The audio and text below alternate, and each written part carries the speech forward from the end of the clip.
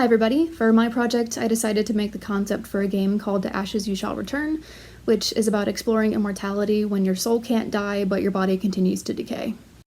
The basic premise of the game is that you play as a woman called Vivienne, who dies before the start of the game, and is brought back by her wife Layla, who learns necromancy to bring her back to life, as one does. The game is more narrative-focused as opposed to gameplay-focused. It's more of a walking simulator than like a platformer or anything, but it has 5 levels.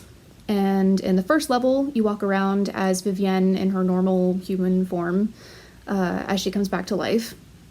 In level 2, you play as a zombified version of Vivienne as chunks of her begin to fall off and she's visibly beginning to decay. And at this point, Layla realizes that something is wrong and starts to search for a solution. In level 3, you play as just fully a skeleton, that Vivienne no longer has her human body and you have to wander around as just a mobile skeleton. And in level 4, you play as just a skull that has to roll around to get from place to place. And in level 5, you are sentient dust that is at the mercy of wind blowing in from an open window. The first big topic I really wanted to cover in the game involved the game controls themselves, that each of the 5 levels has a different control scheme and they progressively get more and more cumbersome on purpose as you go along. That for the first level, you just play as Vivienne in her normal human form, so you just use WASD to walk around and use the mouse to look around. In level 2, that switches up so that the control scheme is the same, but movement is more cumbersome and slow because Vivienne has started to zombify. In level 3, when you're the skeleton, you use WASD to move still, but Vivienne slowly starts to tilt one way or the other as you move around because she doesn't have muscles to stabilize her anymore. So instead of using the mouse to look around, you have to use it to tilt Vivienne back upright again. In level 4, you play as the skull, so you can only use the A and D keys to like roll sideways, and you can use the mouse to look around. And in level 5, when you play as the dust, you have no control over your character's movement at all. Vivienne is just dust at the mercy of wind, and so you have no control over her movement whatsoever. And the purpose of this was to instill a sense of powerlessness in the player, and to show Vivienne's frustration as a character as she slowly loses control over her body. Music is the second big theme I wanted to tackle in To Ashes You Shall Return, and it serves as a core gameplay focus too.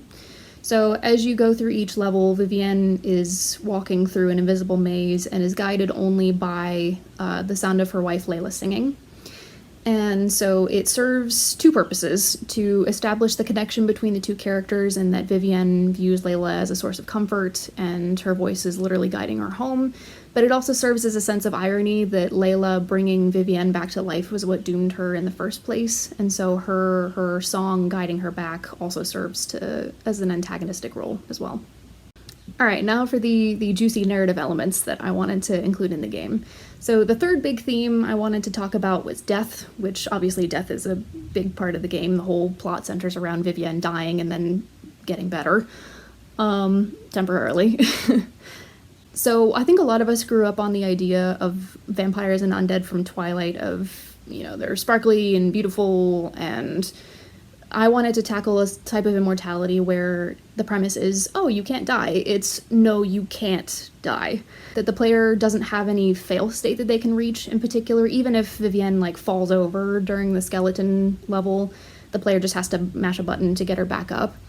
That there's no Super Mario Brothers type, you fall into a ravine and die and have to start over. So I wanted to convey that narrative device of you can't die in the game as well, even though that might add a sense of frustration for the player if they just have to stick out a level and can't die. The next big theme involves player agency, that as I kind of discussed in the controls section, the player has to deal with more and more cumbersome controls that take agency and power away from the player as you continue the game, and Vivienne gets more and more difficult to control.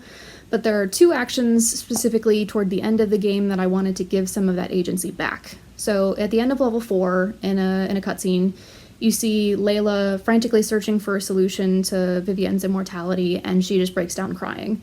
And she has this monologue where she talks about how, I'm so sorry that I doomed you to this, but she doesn't realize that Vivienne is still sentient and can still hear her, because she's just the skull at that point and can't move or talk, really. So at the end of the level, Layla breaks down crying, and there's nothing that Vivienne can do to comfort her. Previously, at the end of a level, the cutscene just fades to black and you move on, but for level 4, there's a button prompt that pops up that says, "Leave Layla." The player has to make that conscious decision to leave Layla in her misery because they come to the same realization that Vivienne does, that there's nothing you can do. At the end of level 5, that role is reversed, where Layla decides to move on with her life thinking that her lover is gone, even though she isn't. And she leaves their empty apartment for the last time, leaving Vivienne as sentient dust alone, doomed to exist forever in solitude. And the same thing happens, a button prompt pops up that says, this time, leave Vivienne forever. And so the player is given back that conscious choice to leave. And they can sit with Vivienne in her fear for as long as they want, but they eventually have to come to that realization that they have to move on with their life and press that button and end the game. The final theme I wanted to tackle involves representation, that, as you may or may not have noticed through the use of the character's pronouns, this is a love story between two women. And I decided to include that because I myself am a queer woman in a relationship with a woman. And typically when I write creative stuff, whether it's creative fiction or for things like this, I tend to write characters and include characters that reflect my own personal experiences to an extent. And so I felt like I could tell this story more effectively and more authentically if I told it from the lens of queer love as opposed to transposing it to a straight audience. Well, that was my game idea in a nutshell. There is so much more that I didn't have time to cover, so if you have any questions, feel free to ask. But thank you so much for listening.